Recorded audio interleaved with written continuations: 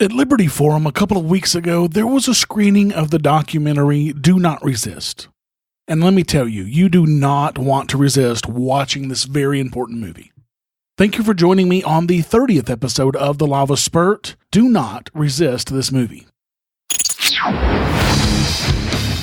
Welcome to the LAVA Spurt, the weekly offshoot of the Lava Flow.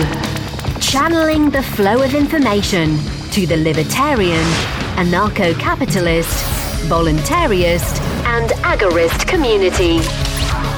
Brought to you by my per-episode donors. Thank you. Here's your host, Roger Paxton. Like I said, at Liberty Forum, there was a screening of the movie Do Not Resist, and I knew going into it that I was going to have a personal connection to this movie based solely on having watched the trailer several times. The trailer has a couple of segments in it with a man named David Grossman, a former lieutenant colonel in the U.S. Army. Colonel Grossman was my professor of military sciences at Arkansas State University. He was the head of the Army ROTC department there, and at the time, he was a huge influence on my life. I looked up to Colonel Grossman as a mentor and someone that I wanted to emulate at the time. Now I look at him with pity and sadness.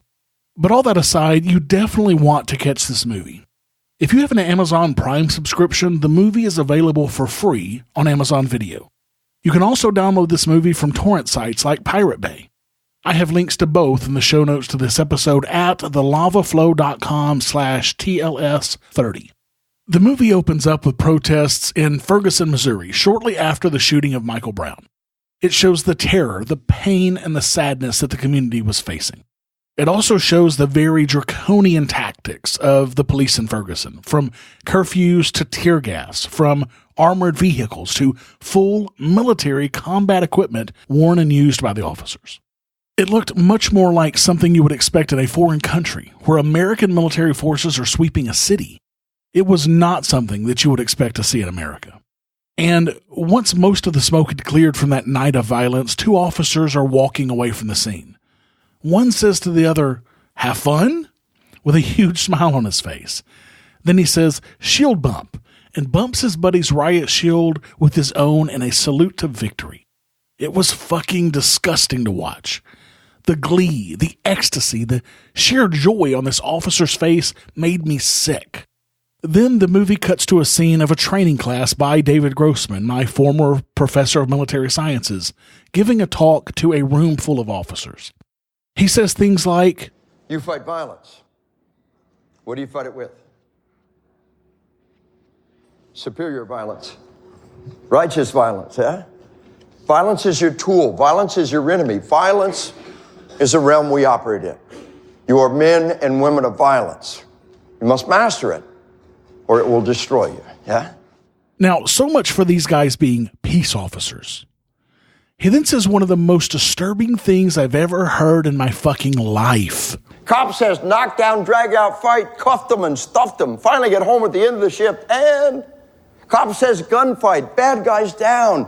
I'm alive. Finally get home at the end of the incident, and..." They all say, "The best sex I've had in months." Both partners are very invested in some very intense sex. But there's not a whole lot of perks that come with this job. You find one, relax, and enjoy it. And then finally he says this. On your way home that night, park your vehicle on the overpass for just a minute. Step out of your vehicle for just a minute. Look out on your city.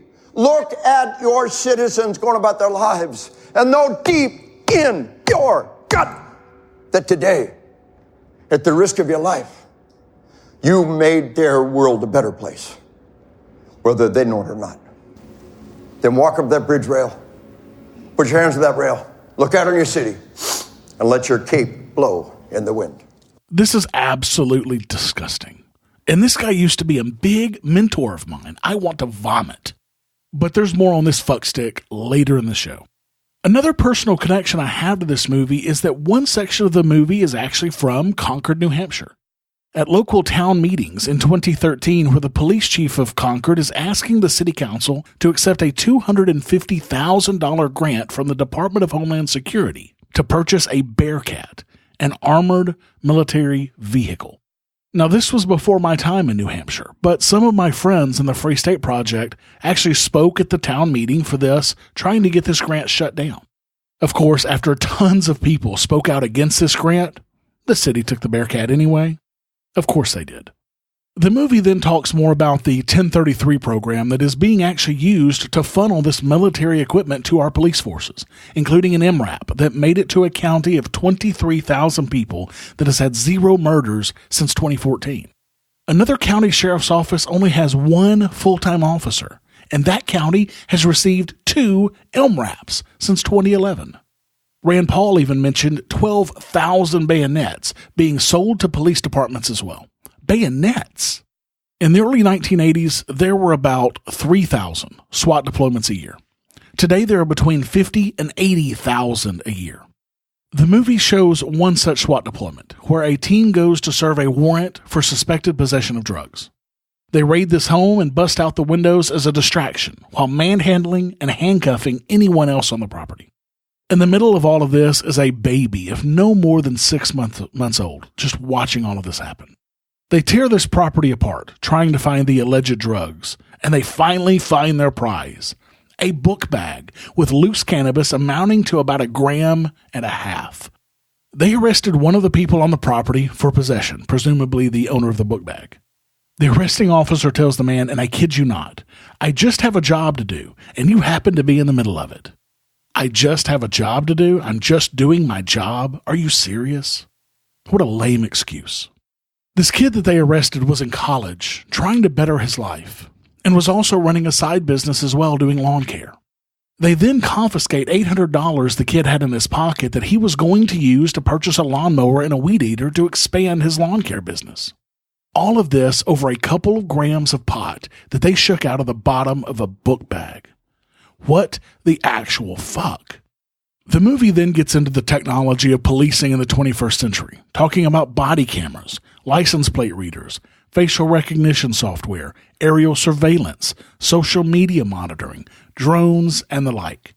It's pretty disturbing, frankly, especially when they start talking about forecasting malfeasance.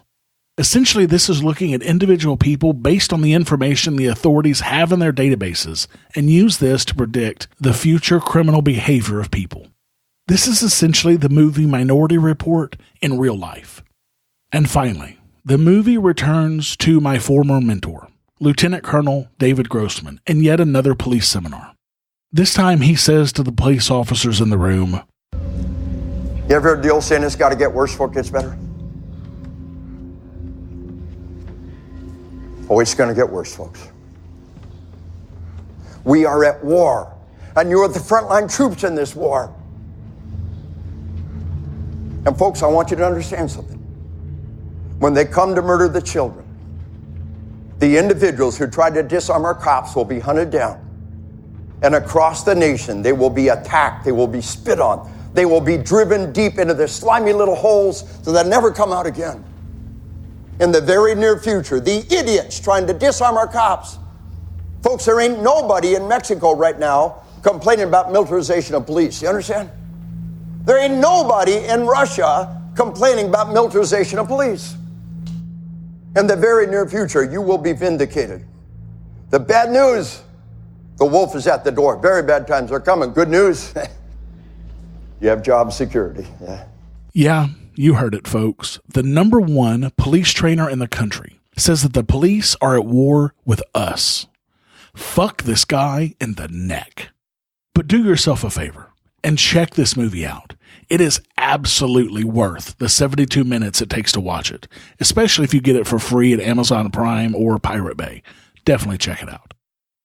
Until next time, keep striking the root. Thank you for listening to The Lava Flow at thelavaflow.com. Don't miss an episode. Subscribe now at thelavaflow.com/subscribe. This has been a Pax Libertas Productions podcast.